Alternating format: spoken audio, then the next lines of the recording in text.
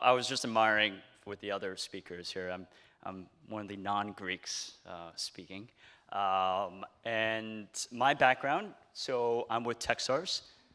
So Techstars is the largest startup accelerator in the world. We've got 7 locations all across the world. The London program just started last year, so we're actually right in the middle of the second program as we speak. That's why I look a little disheveled and not dressed as well as some of you guys. Think of it as like a boot camp for entrepreneurs. My background, I actually started my career. I graduated from the University of Chicago with an economics degree.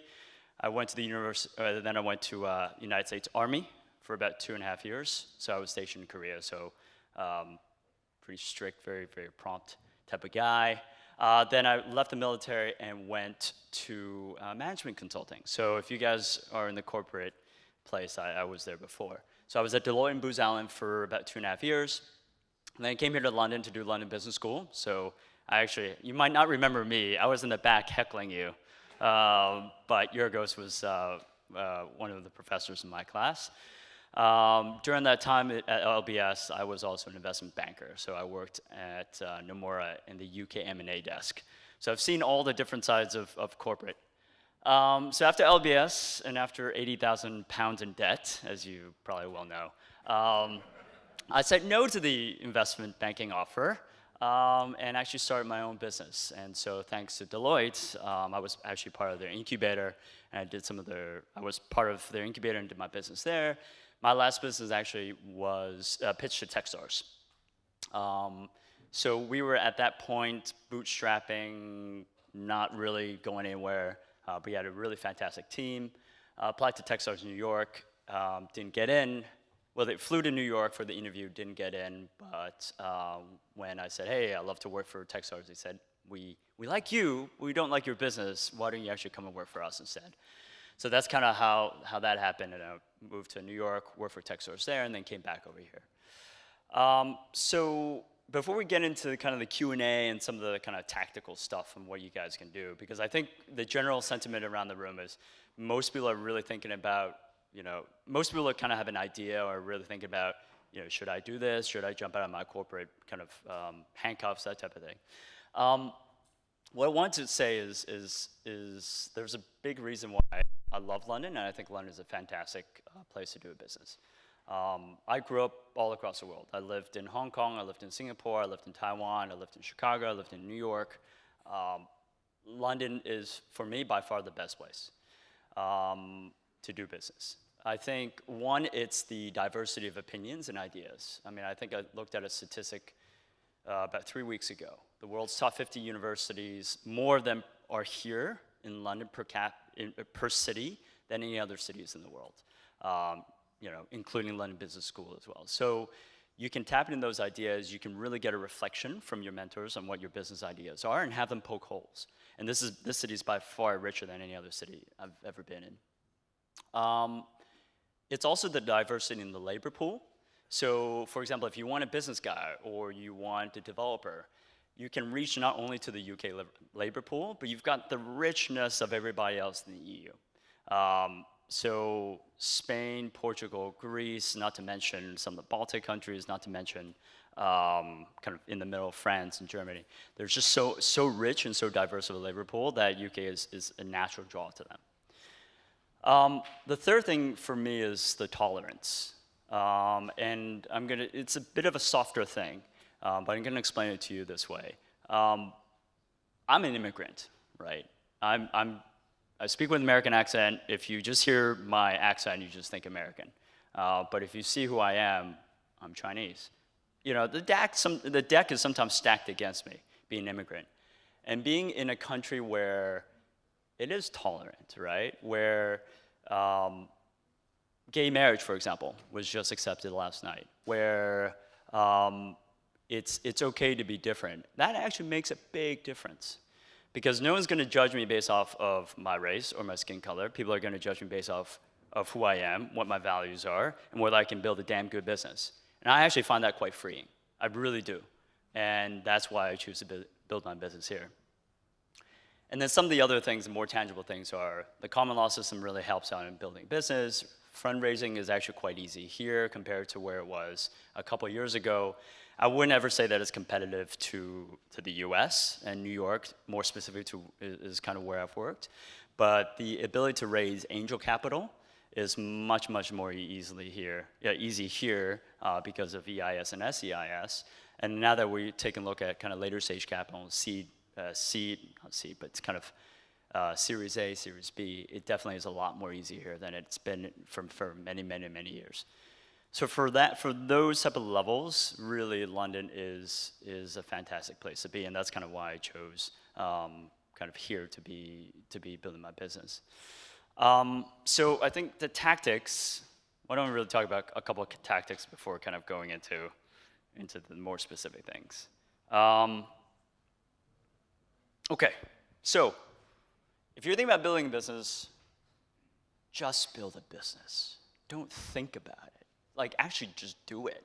The cost of building a business is it's minimal, right? You used to have to find your own servers, you have to find people to host your website, you have to find developers, not to say you can't do it right now, but there's so many free resources these days. You can go to Code Academy and find out how to code.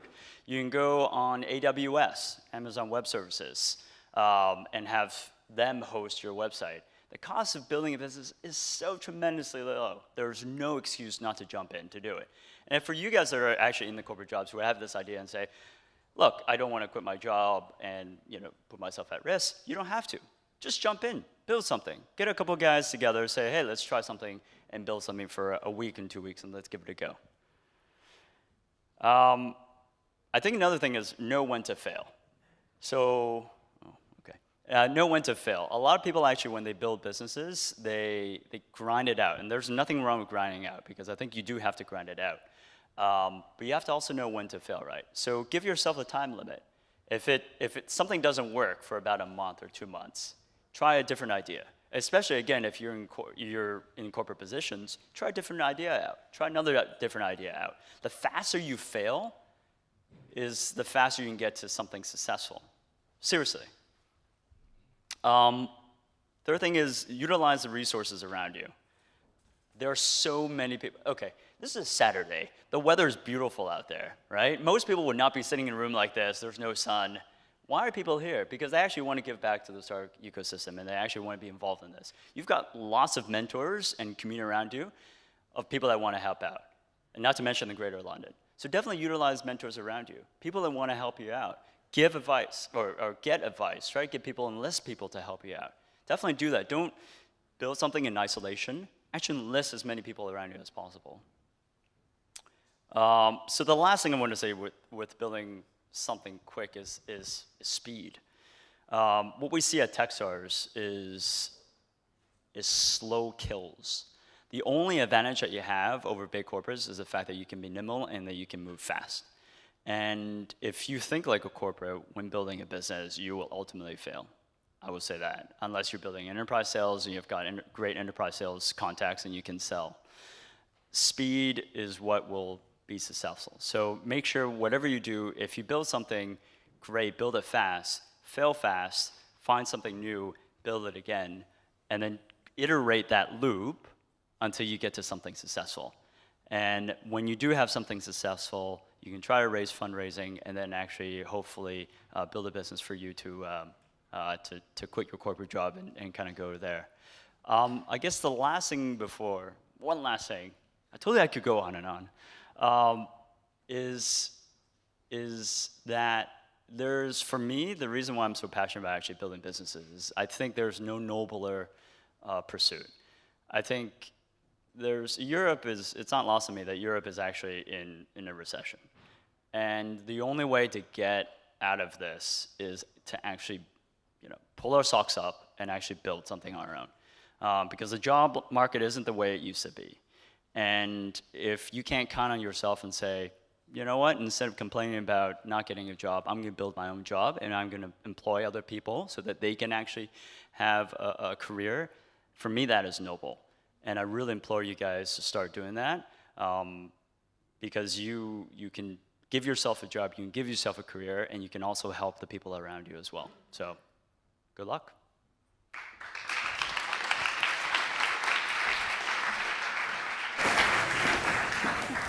All right, okay, just a quick show of hands. Like, who here has an idea?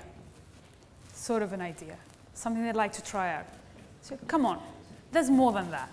Be honest. Okay. Who thinks they have the idea, the sort of noble idea that can really change things? No? Okay, we'll work on that. We'll convince you on this one. So, questions? Anything? Shoot, go ahead. You guys already had lunch, so you must have a lot of energy. There's one there. Just wait for the... So, yeah, you talked a little bit about the fail fast approach, and I mean, I know most people really attach to their ideas as if they're a child, but I mean, having read the books, I know the value of it. I would like to ask you to probably expand a little bit on it and the value it has for young entrepreneurs. Sure. Yeah. I mean, so failing fast as an idea is to. I think it's never really been that hard for me failing fast, and I think it's don't be. I think the thing that I always think about is don't be attached to the idea. Think of the idea as a baby. I think as a consultant, I actually learned this as a consultant. There's a saying in consulting: "Be prepared to kill your baby." Has everyone heard that before? No? Oh, okay. So you present an idea and you put it in a room full of consultants. Everyone digs holes in it, right? But think of it, that's a very intellectual and very intellectually honest way to judge whether the idea is solid or not. So be prepared to kill your baby. Sorry. I mean, be prepared to kill the baby of an idea, right? Poke holes in it. See where you guys are. If you cannot intellectually distance yourself away from the idea, there's very little very little chance of success. Every person that interacts with the idea, and for you to allow it to get intellectually more robust, is a further way to improve the idea. And if you don't do it, you just expose yourself to flaws. So I think the best way to do that is just be courageous, right? Just be courageous and say, this is my idea, I have confidence in it, I'm gonna let people knock it down and give me feedback on it. And I think it is this confidence type of thing rather than I need to hold on to it. Anyone else? You have a... Do you want a microphone? I can shout. Thank you. Two microphones now. Very quickly, building on your idea, Jan, actually, when do you know it's the idea? I don't think you ever know when it's the idea. So there's something in our circles called product market fit.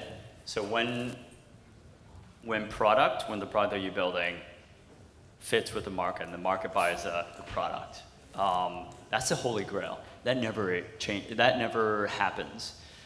It's always a constant reiteration of product market fit because your market actually might change and your product definitely changes as well. So you always have to play a little catch up. You don't know.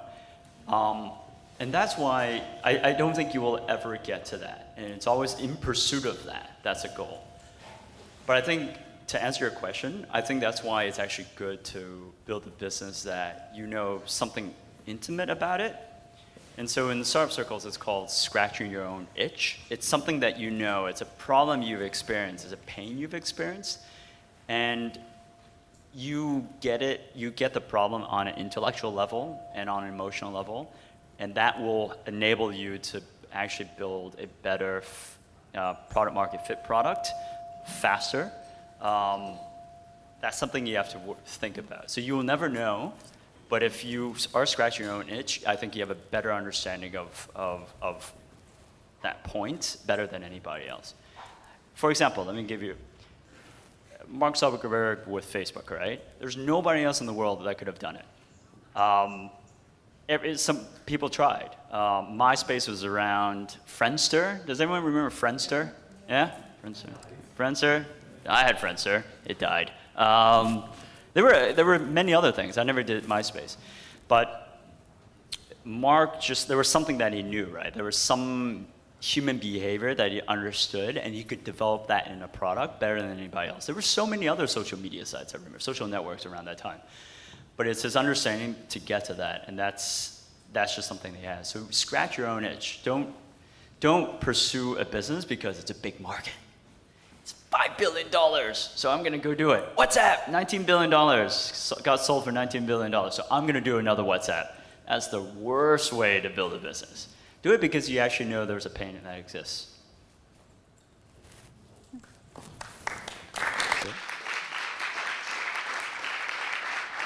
Was that it? Okay. Cool.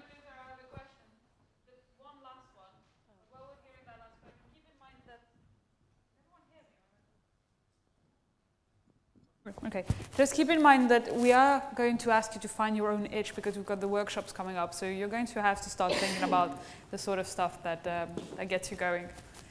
There was one last question? Yeah? So a lot of people look at Silicon Valley, for example, Palo Alto, and they think it's the ideal place where you have your startups, all the guys who come up with the ideas, the funding, and the market space. There's a lot of challenges already in putting all these three together in Europe, and applying it to Greece in particular, where it's not necessarily, you can't necessarily find funding that easily. The government doesn't necessarily have doesn't necessarily make it easy for companies to start up. What would you say to these challenges? So I think to the first question, I think Silicon Valley, I hate Silicon Valley. No, actually we got married in San Francisco, so we don't hate it. You know, there's so many challenges associated with Silicon Valley, seriously. I mean, if you want to build a business there, you go there right now, everyone's, you know, you don't know anyone, no one knows you. You're just as well like fish out of water. So there's so many challenges. A lot of people, I hear a lot of young entrepreneurs say, we're gonna go to the US right now. And then they go, and then it's like, well, they spend a lot of money there, and they don't know anyone, and then it's hard to get developers, it's hard to get talent, and they can't build a business. They have to go back to where they were, actually. Alibaba was like that. They went to Silicon Valley when it was hot, found out they couldn't know, you know, they didn't know anyone, and they actually went back to China. So I think, to that question, no.